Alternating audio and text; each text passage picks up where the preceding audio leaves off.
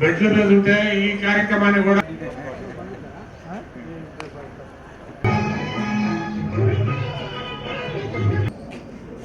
గౌరవనీయులు జిల్లా తెలుగుదేశం మాణిక్యాలరావు గారిని వేదిక మీద రావాల్సింది కోరుతున్నాను.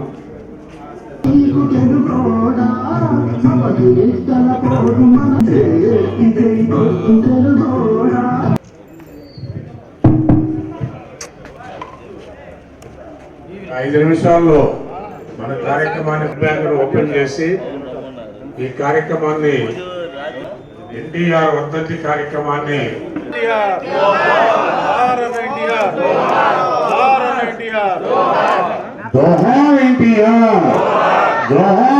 తెలుగుదేశం పార్టీ వర్ధిల్లాలి. నారా చంద్రబాబు నాయుడు గారి నాయకత్వం, నారా చంద్రబాబు నాయుడు గారి నాయకత్వం, నారా చంద్రబాబు నాయుడు గారి నాయకత్వం వర్ధిల్లాలి. నారా లోకేష్ గారి నాయకత్వం వర్ధిల్లాలి. చంద్రబాబు నాయుడు గారి నాయకత్వం వర్ధిల్లాలి. చంద్రబాబు నాయుడు గారి నాయకత్వం ఎన్టీఆర్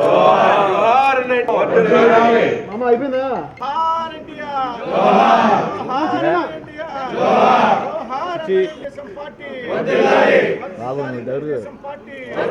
లోకేష్ గారి నాయకత్వం వర్ధిల్లాలి. పల్లాశ్రీరావు గారి నాయకత్వం వర్ధిల్లాలి.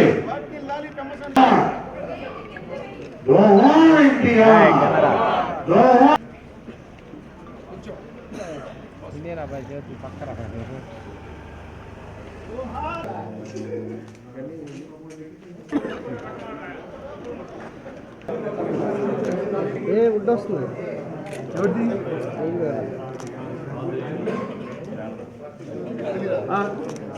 జోహార్ ఎన్టీఆర్, జోహార్ NTR. Okay Sai Sai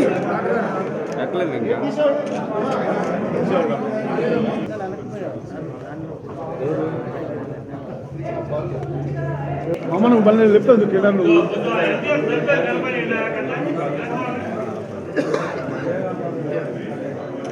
sir MLA గారు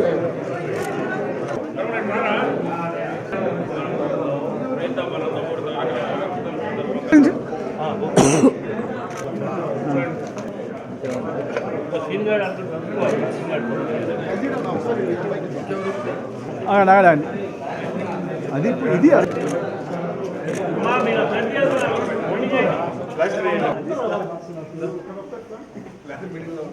సర్టిఫికేట్ తీసుకోవడం ఉంటారు. పక్కన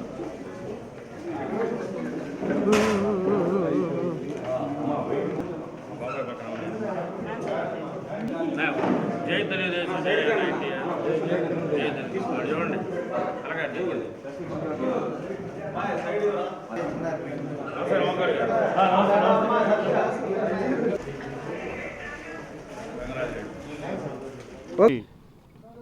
ఆత్మగౌరవానికి ప్రతీకగా ఉన్నటువంటి స్వర్గీయ శ్రీ నందమూరి తారక రామారావు గారి 30వ వర్ధంతి పురస్కరించుకొని ఈరోజు గుంటూరు జిల్లా పార్టీ కార్యాలయంలో అలాగే రాష్ట్ర వ్యాప్తంగా ప్రతి ఒక్క ప్రాంతంలో కూడా పెద్ద ఎత్తున తెలుగువారు ఆయన ఘనమైనటువంటి నివాళులు అర్పిస్తున్నటువంటి పరిస్థితులు.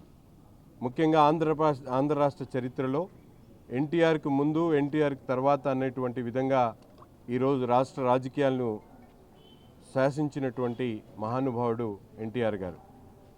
ఆనాడు సినిమా రంగంలోంచి ప్రవేశించి సినిమా రంగంలో తనదైన శైలిలో అనేక దేవతలను గుర్తు చేయడానికి ఈరోజు ఎన్టీఆర్ గారి ఆలోచన చేసేటువంటి పరిస్థితులు ఉన్నాయి.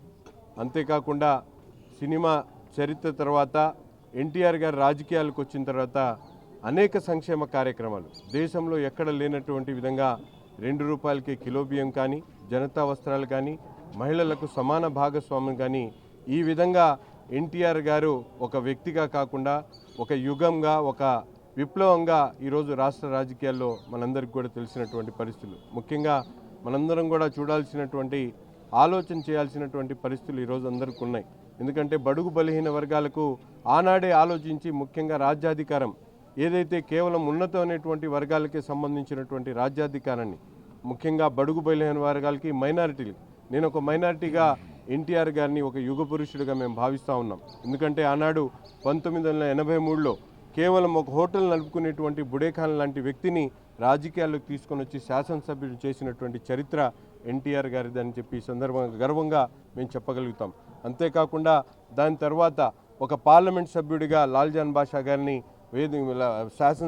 పార్లమెంటుకు పంపించినటువంటి ఘనత కూడా ఎన్టీఆర్ గారిది. అటువంటి మహానాయకుడిని స్మరించుకుంటూ భావితరాలందరూ కూడా ఆయన స్ఫూర్తిని తీసుకొని తప్పకుండా ప్రజాహితం కోసం ప్రజాక్షేత్రంలో ఉండి పనిచేయాల్సిందిగా మా నాయకుడు చంద్రబాబు నాయుడు గారి ఆలోచన విధానం తగ్గట్టు ముందుకు సాగుతామని చెప్పి ఈ సందర్భంగా తెలియజేస్తూ ఎన్టీఆర్ గారికి ఘనమైనటువంటి నివాళులు అర్పిస్తా ఉంది. శ్రీనివాస్ గారు. తెలుగుదేశం పార్టీ వ్యవస్థాపకులు అలానే మాజీ ముఖ్యమంత్రి వర్యులైనటువంటి నందమూరి తారక రామారావు గారు ఈ రోజున తెలుగు ప్రజలు ప్రపంచంలో ఎక్కడున్నా కానీ మరి ఆయన గుర్తు చేసుకునే వ్యక్తి. ప్రతి ఒక్కరి యొక్క ఆత్మాభిమానాన్ని, తెలుగువారి ఆత్మాభిమానాన్ని పెంచినటువంటి వ్యక్తి నందమూరి తారక రామారావు గారు. ఆయన గురించి ఎంత చెప్పినా కానీ తక్కువే. ఆయన చేసినటువంటి విశిష్ట సేవలు సినిమా రంగంలో ఒక లెజెండ్ లాగా, అట్లానే రాజకీయ రంగ ప్రవేశం చేసి మరి అనంతకాలం 9 నెలల్లోనే చరిత్ర సృష్టించినటువంటి వ్యక్తి. ఎవరు ఊహించిన విధంగా 9 నెలల్లో పార్టీని స్థాపించి అధికారంలో తీసుకొచ్చినటువంటి ఈ దేశంలోనే ఒక ప్రాంతీయ పార్టీగా ఆ రోజున ఢిల్లీ పీఠాన్ని కదిలించినటువంటి మహా వ్యక్తి నందమూరి తారక రామారావు గారు.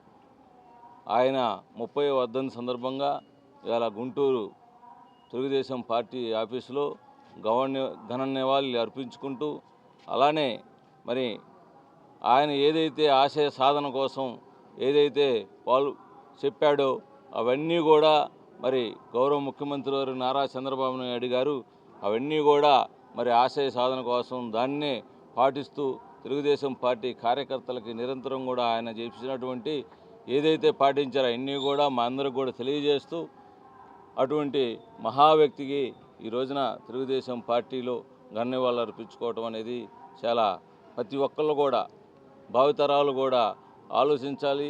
ఇలాంటి వ్యక్తి తెలుగుదేశం అట్లానే తెలుగువారికి ఒక ప్రతిష్టాత్మకమైన వ్యక్తి అని చెప్పేసి మనందరం కూడా గుర్తుంచుకునేటువంటి వ్యక్తి అని చెప్పేసి తెలియజేస్తూ ఉన్నాం.